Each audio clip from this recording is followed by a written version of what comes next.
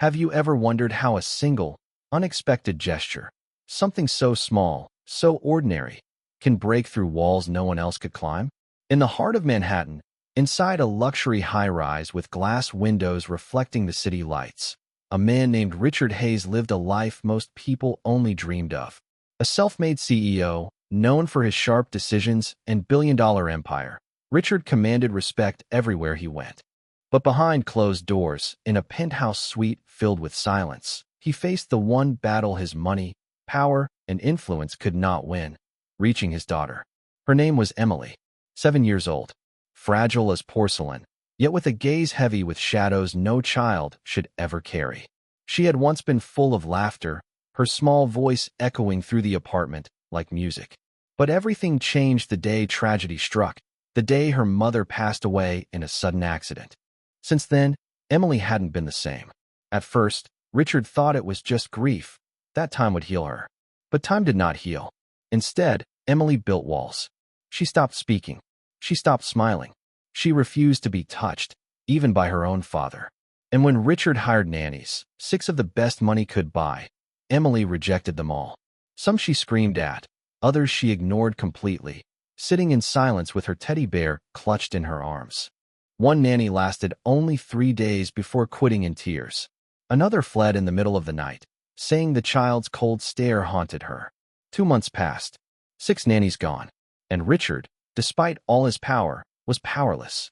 He tried everything: child psychologists, experts in trauma, even full-time surveillance to monitor her behavior. Specialists sat with notebooks and gentle voices, asking Emily to share her feelings. She stayed silent. Toys, games, sweets, nothing broke through. The mansion was filled with luxury, but it echoed with loneliness. Richard could not understand why his daughter, the only person he truly loved, remained locked in a world of pain. And then, one late evening, when exhaustion weighed heavily on Richard's shoulders, fate intervened in the most unexpected form. Her name was Ruth, 52 years old, a janitor who had worked in the building for years. Ruth was practically invisible to the residents. She mopped the marble floors, scrubbed glass doors, and emptied trash bins without anyone ever looking her in the eye. But Ruth had something the others did not: a quiet presence, a patience born not from books or degrees, but from life itself. That night, Richard sat in his office, buried under reports and calls, while Emily slipped away from her room. She wandered down the empty hallways barefoot, her small frame wrapped in an oversized sweater. And there, at the end of the corridor, she saw Ruth on her knees, polishing the floor. Emily stopped. Her eyes lingered. Ruth, noticing the child's presence, looked up slowly. For a moment, the janitor's weary face softened, and she offered something no one else had thought to give. Not questions, not therapy, not gifts. Just a smile. But Emily didn't move.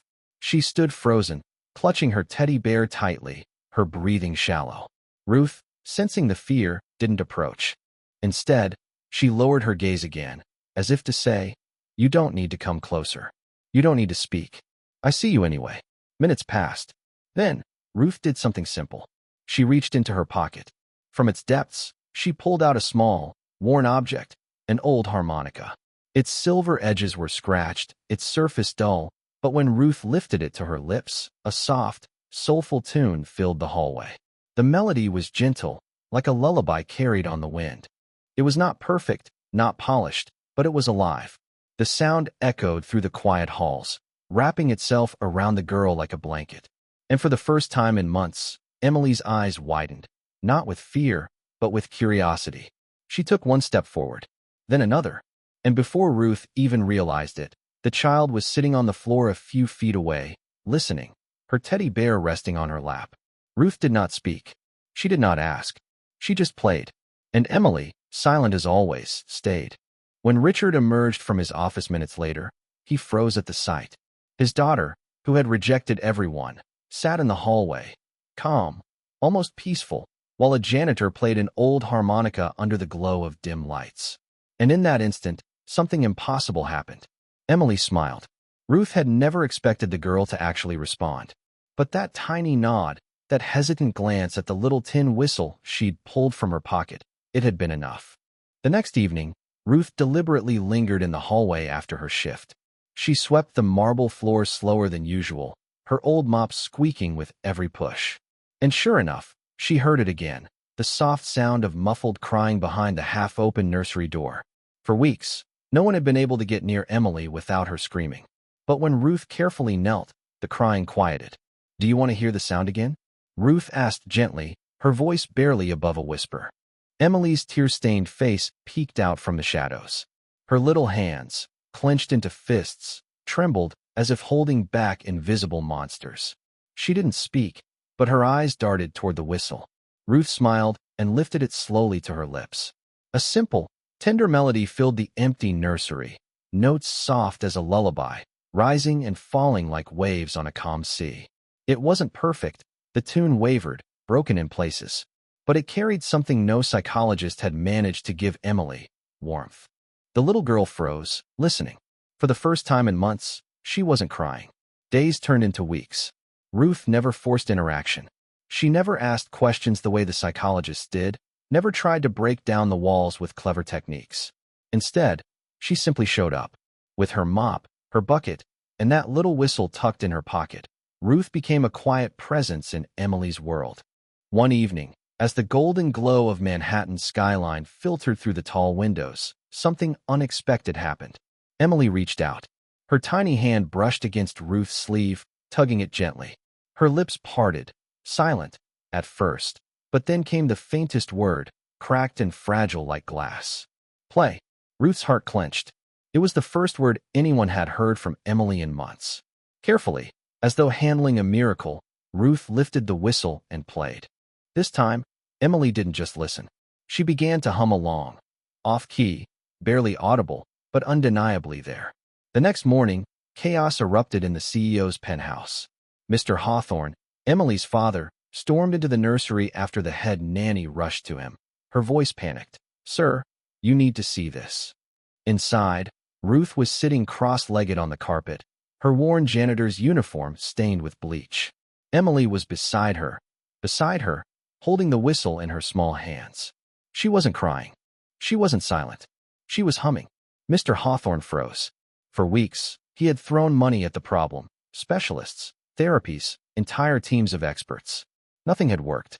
And yet here was his daughter, clinging to a woman he barely even noticed in his building, a janitor invisible to him and everyone else. "Emily," his voice cracked, softer than he intended. The little girl glanced up at him, fear flickering in her eyes. But then, unbelievably, she tightened her grip on Ruth's arm instead of hiding. Who are you to her?" Mr. Hawthorne demanded, his tone sharp now, hiding the tremor beneath. Ruth slowly rose to her feet, her knees aching. "Just someone who listens, sir." That night, Mr. Hawthorne sat alone in his study, his glass of scotch untouched. For years, he had built empires with cold precision, turning boardrooms into battlefields. Yet he couldn't win the only war that mattered, reaching his daughter. Until now, his mind replayed the sight of Emily humming, her little voice breaking the silence that had suffocated their home, and the way she clung to Ruth, as if the woman were a lifeline. Could it be that the answer to everything he'd failed at was hidden in the hands of someone society overlooked? The following week, Ruth was officially invited, not as a janitor, but as a guest, to spend time with Emily each evening. The staff whispered in disbelief, their eyes following her down the hallways. Some mocked under their breath. A janitor turned nanny? What a joke. But Ruth didn't care. Every night she knelt beside Emily, showing her how to play the whistle, guiding her fingers over the tiny holes. Slowly, Emily's walls began to crumble. She laughed, a quiet, uncertain laugh at first, then louder, filling the apartment with a sound her father thought he'd never hear again. And though Mr. Hawthorne stood in the doorway, watching from a distance, he couldn't shake the feeling that something sacred was happening before his eyes. It wasn't therapy. It wasn't money. It was humanity. One evening, after Emily had finally fallen asleep with the whistle clutched in her hands, Ruth prepared to leave. But as she turned, she found Mr. Hawthorne blocking the doorway. "Why?" he asked. His voice was low, burdened with confusion. "Why her? She pushes everyone else away, but not you." Ruth met his gaze. For the first time, he noticed the lines in her face, the tired eyes, the quiet strength. Because I don't see a broken child, Ruth said softly. I see a little girl who just needed someone to sit with her scars instead of trying to erase them.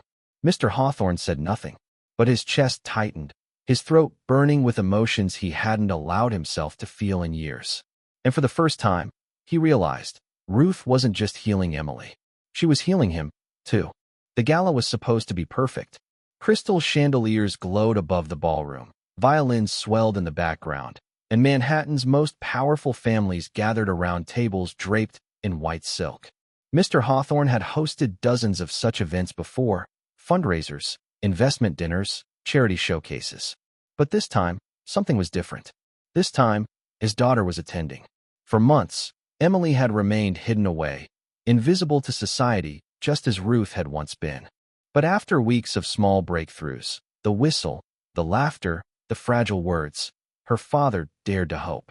Tonight would be her first public appearance since her mother's passing. Still, fear gnawed at him. What if she broke down? What if she froze in front of all these people?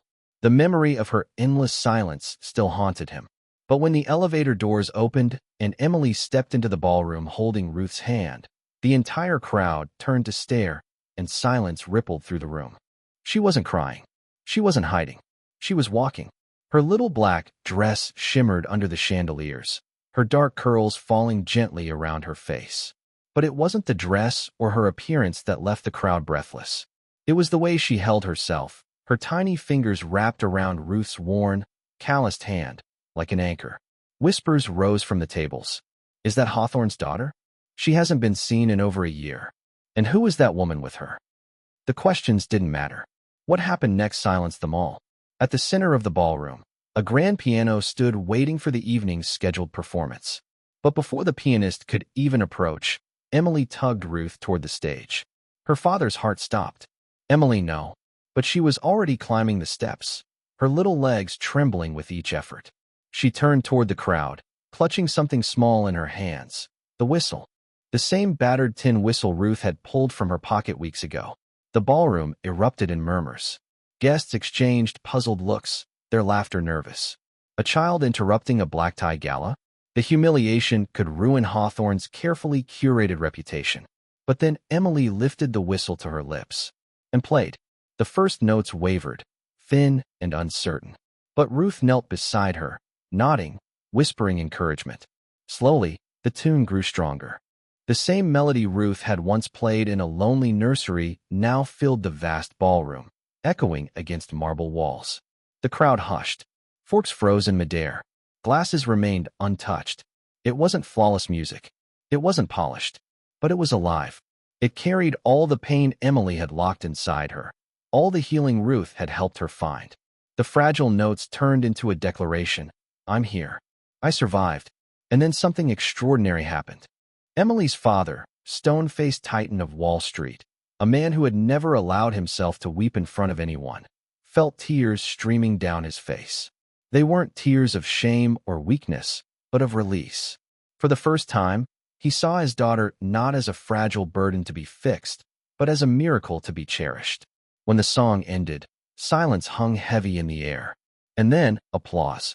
Thunderous, overwhelming applause. The entire ballroom rose to its feet. Some clapped politely at first, others cheered, but together they created a roar that shook the chandeliers.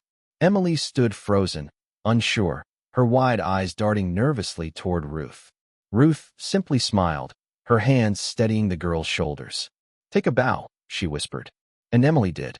She bent forward slightly, her curls falling across her face, and when she rose, she was smiling. A real smile. The crowd erupted again. Later that night, back in the penthouse, Mr. Hawthorne poured 2 cups of tea instead of scotch. One he placed in front of Ruth. I don't know how to thank you, he said quietly. The words were foreign to him. He was used to issuing commands, not gratitude. You don't need to thank me, Ruth replied, sipping slowly. Just keep showing up for her. She doesn't need perfection. She needs you. Hawthorne studied her, the woman who had been invisible in his empire for years, the janitor nobody noticed. And now, she was the reason his daughter was alive again. Stay, he said suddenly. His voice cracked, uncharacteristically vulnerable. Not as staff, not as help, as family. Ruth's eyes widened. She had never expected such words from a man like him. But before she could answer, Emily came running into the room, still holding the whistle, her cheeks flushed with joy. She leapt into Ruth's arms, her tiny voice ringing out clear and certain. "Don't leave." Ruth hugged her tight. And in that moment, she knew, no matter what title they gave her, no matter what the world thought, she would never leave this child again. The city skyline glittered outside the window, but inside the penthouse, something brighter shone. It wasn't money, or power, or status. It was healing. It was love. And it all began with a whistle, pulled from the pocket of a woman no one ever noticed.